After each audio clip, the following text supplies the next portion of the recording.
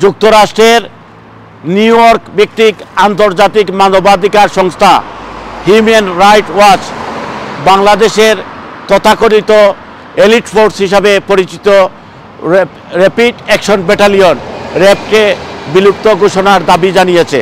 মানবাধিকার সংস্থাটির পক্ষ থেকে বাংলাদেশের অন্তর্বর্তী সরকারের প্রধান উপদেষ্টা ডক্টর মোহাম্মদ ইউনূসের কাছে র্যাব বিলুপ্ত করার আহ্বান জানিয়ে একটি খোলা চিঠি পাঠিয়েছে হিউম্যান রাইটস ওয়াচ। এই চিঠি সংস্থাটি তাদের ওয়েবসাইটেও প্রকাশ করেছে। চিঠিতে বলা হয়েছে, বিগত সরকারের সময় র্যাব গুরুতর মানবাধিকার লঙ্ঘনের সাথে জড়িত ছিল এবং এসব ঘটনার ক্ষেত্রে তাদের দায়মুক্তি ছিল।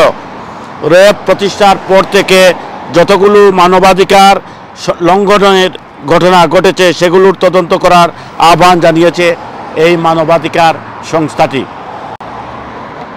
বাংলাদেশে শেখ হাসিনা সরকারের সময় ব্যাপক মানবাধিকার লঙ্ঘনের জন্য র্যাবকে অভিযুক্ত করা হয়েছে। র্যাবের পাশাপাশি প্রতিরক্ষা গোয়েন্দা মহাপরিদপ্তর এবং ডিজিএফআই এর বিরুদ্ধেও এ ধরনের অভিযোগ আছে। তবে র্যাব এর তুলনায় প্রতিরক্ষা গোয়েন্দা মহাপরিদপ্তর বা ডিজিএফআই এর কর্মকাণ্ডে আরও বেশি ধরাছোঁয়ার বাইরে এবং অপ্রকাশ্য। ডিজিএফআই নিয়ে বিস্তর অভিযোগ অনেকের মুখে মুখে থাকলেও সেগুলো নিয়ে কেউ প্রকাশ্যে মুখ খুলছে না। র্যাব বিলুপ্ত করা কেন প্রয়োজন, এ বিষয়টি নিয়ে দুই ধরনের মতামত কিংবা দৃষ্টিভঙ্গি পাওয়া যায়। মানবাধিকার কর্মীরা মনে করেন র্যাব বিলুপ্ত করার কোনো বিকল্প নেই, তবে সেনাবাহিনীর সাবেক ঊর্ধ্বতন কর্মকর্তারা বলছেন র্যাব বিলুপ্ত না করে সেটি সংস্কার করা জরুরি এবং এই বাহিনীকে যাতে ভবিষ্যতে রাজনৈতিকভাবে ব্যবহার করা না যায় সে বিষয়টি নিশ্চিত করা জরুরি। উল্লেখ্য, র্যাব পুলিশের অধীনে একটি বাহিনী হলেও এর কর্মকর্তাদের বড় অংশ আসেন সামরিক বাহিনী থেকে। মানবাধিকার কর্মীরা বলছেন র্যাবের বহু কর্মকর্তার বিরুদ্ধে নানা ধরনের অপরাধে জড়িয়ে পড়ার ঘটনা আছে। এর বেশ কিছু আলামত প্রমাণ পেয়েছে। মানবাধিকার কর্মী নূর খান লিটন বলেন, সার্বিকভাবে র্যাব এর ইমেজ এখন এমন একটা পর্যায়ে পৌঁছেছে সেখান থেকে র্যাবকে টেনে তোলা মুশকিল। র্যাব বর্তমানে যেভাবে কাজ করছে এভাবে একটা বাহিনী পরিচালনার সুযোগ নেই। র্যাব ইমিডিয়েট বিলুপ্ত করা দরকার, কারণ তারা সমাজে একটা ভীতিকর অবস্থা তৈরি করছে। তিনি মনে করেন বাংলাদেশের এলিট ফোর্সের কোনো প্রয়োজন নেই। পুলিশকে ঢেলে সাজিয়ে দক্ষতা বাড়ালে এলিট ফোর্সের কোনো প্রয়োজন নেই।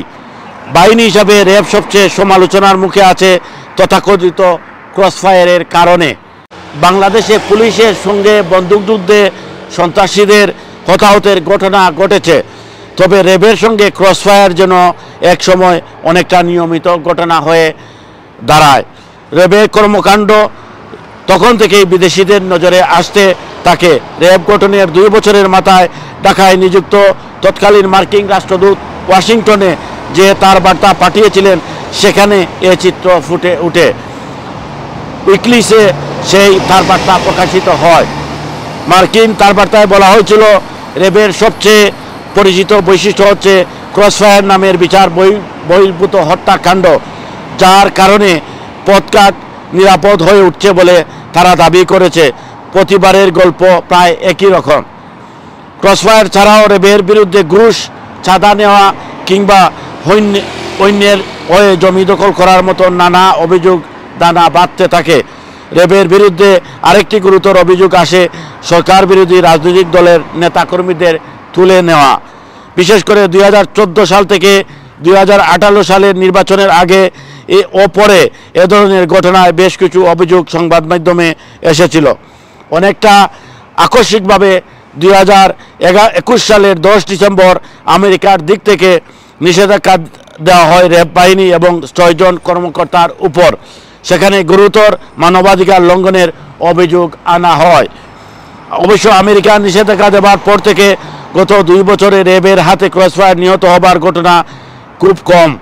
অবসরপ্রাপ্ত major general M Moniruzzaman BBC বাংলাকে বলেন, র্যাব একটি রাষ্ট্রীয় প্রতিষ্ঠান, রাষ্ট্রের কাঠামো চালানোর জন্য এ ধরনের প্রতিষ্ঠানের প্রয়োজন আছে। তিনি মনে করেন র্যাবকে যেভাবে ব্যবহার করা হয়েছে সেটি হচ্ছে সমস্যা। এসব প্রতিষ্ঠান যেভাবে ব্যক্তির পদায়ন করা হয়েছিল সেটা হচ্ছে সমস্যা। তাদের কোনো জবাবদিহিতা ছিল না। র্যাব যেসব কাজ করেছিল সেগুলো কিছুটা করছিল নিজেরা ব্যক্তিগত উদ্যোগে এবং বেশি কাজ করছিল রাজনৈতিক নেতৃত্বের আদেশ পালনের কারণে। উল্লেখ্য, আপনারা জানেন র্যাব গঠন করা হয়েছিল বাংলাদেশে আইন শৃঙ্খলা দমনের জন্য, কিন্তু গত 14 থেকে 15 বছরে র্যাব যেভাবে তৎকালীন সরকারের রাজনৈতিক হাতিয়ার হিসাবে ব্যবহার করা হয়েছিল সেটি বিশ্ব জুড়ে মানবাধিকার সংস্থাগুলো আলোচনা সমালোচনার জন্ম দিয়েছিল। সেই পরিপ্রেক্ষিতে আমেরিকা র্যাবকে নিষিদ্ধ ঘোষণা করেছিল। M A Qayyum, Q news, যুক্তরাজ্য।